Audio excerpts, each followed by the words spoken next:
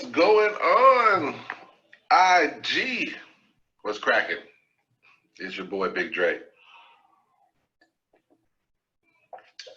It is 4 p.m. Central Standard Time, and we are getting ready to have one of our mentorship moment sessions. This morning we had a fantastic call from Wanda Webb. Every time we get to hear from her, absolutely incredible to see her and just to be able to hear her wisdom, her nuggets. It's absolutely amazing to be able to jump in and listen to what she has to say and how she pours into us and gives us tremendous value. This morning was magical as usual, so thank you to Miss Wanda Webb. So with that being said, we're about to start this live here. The purpose of this sort of segment that we do is to not to replicate what's already being done on our mentorship calls that happen on Monday, Wednesdays, and Fridays. Those are at 9:30 a.m. Central Standard Time. Those are chock full of tremendous value, tremendous insight. Not only do we get Wanda Webb and Randy Webb, but occasionally we'll also have other members of the team who bring tremendous value to the table. So the purpose is not to replicate that. It's sort of to fill in with some other topics that we might discuss. What's going on, James? Other topics that we might discuss and other topics that might be pertinent to either our industry, our specific business, life in general, whatever it may be. So today's mentorship moment is going to be focused on where to build your fire, where to start your fire. And this particular topic does have some network marketing focus to it, but it actually can be used anywhere. And that's one of the cool things about it. Actually, I don't have my little board I was going to show you. So we'll have to improvise. We'll have to adjust. I think my daughter took the little board and decided to make use of it for herself. So one of the things that's really cool about understanding what we do is how do we build momentum? How do we keep an organization excited? And how can we continue to have opportunities for growth, customer acquisition, things of that nature within our industry, within our business. Now, this applies actually to everything. It doesn't necessarily just have to be network marketing specific. You could have an organization, you could be a manager, you could be in a regular company, and you're trying to figure out how to reinvigorate, how to excite the organization that you're a part of. And so one of the things is that most people make this simple mistake, and that is that they try to build the fire where the fire already is. They try to build the fire with the leader who's most excited, etc.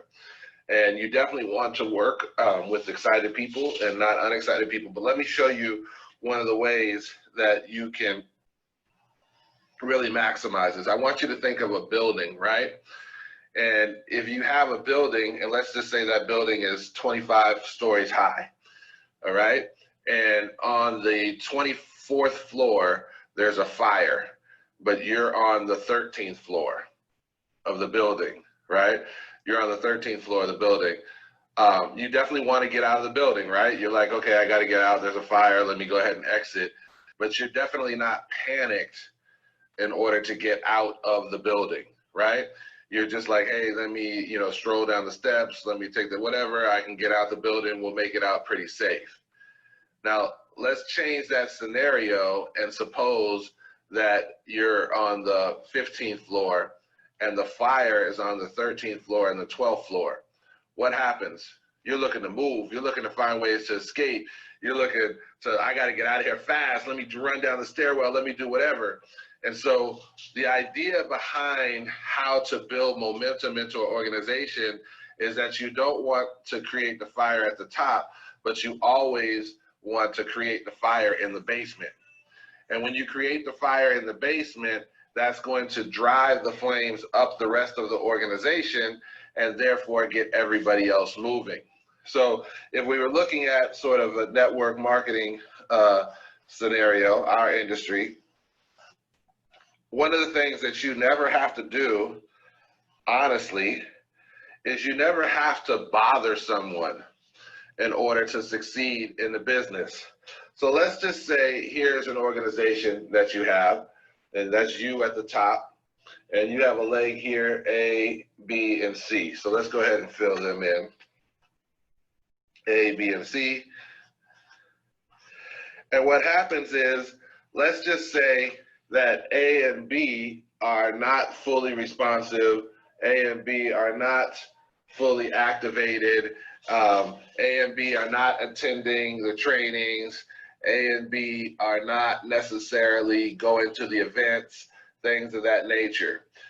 So what happens is, what most people do is they try to spend their time talking to A and B. Come on, man, you can do it. I believe in you. You can get this. And you're spending your time working with A and B there. But let's just say C has some excitement. And so what you want to do is you actually want to now come down below A and B, and you actually want to start building with C. All right, so here's you. Draw it again. We got A, we got B, and we got C. And so what happens is, again, you're going to come down here and you're going to start working with C.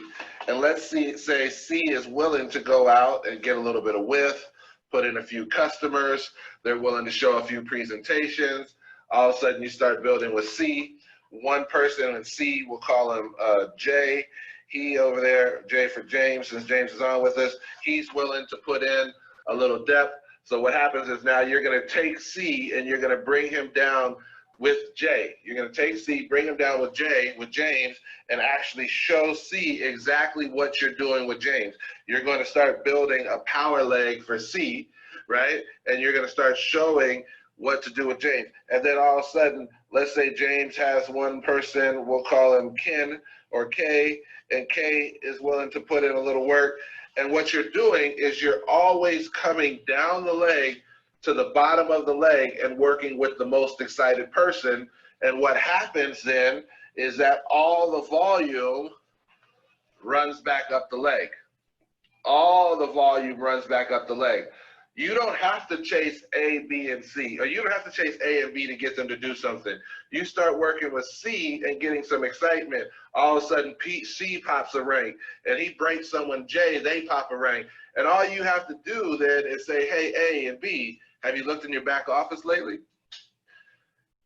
And they'll say, wow, what's going on?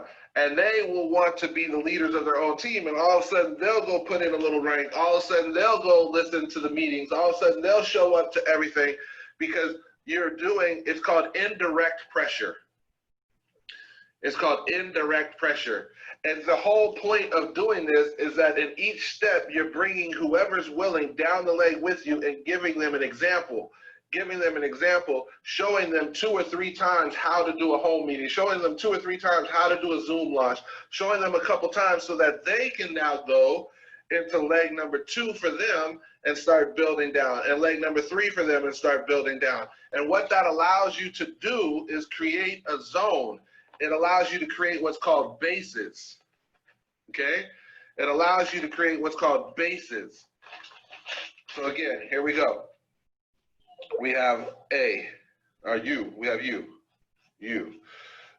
A, B, C. C started building, gave us J, J started building, gave us K, K started building, gave us a couple in depth, and then we started getting another one. So what happens is, as you can see, if all of a sudden depth starts to stall out at the bottom because you've got bases, places that are 3 wide, 3 wide, 3 wide, you can now always track back up the leg because depth has stalled here. People stop listening, and now you can start building down another leg. Okay, you've taken number C and you showed him some examples, or her some examples of how to build. They've already started creating another leg and building depth. And what you're doing by doing that is you're giving yourself places to track back up to in order to regrow the tree.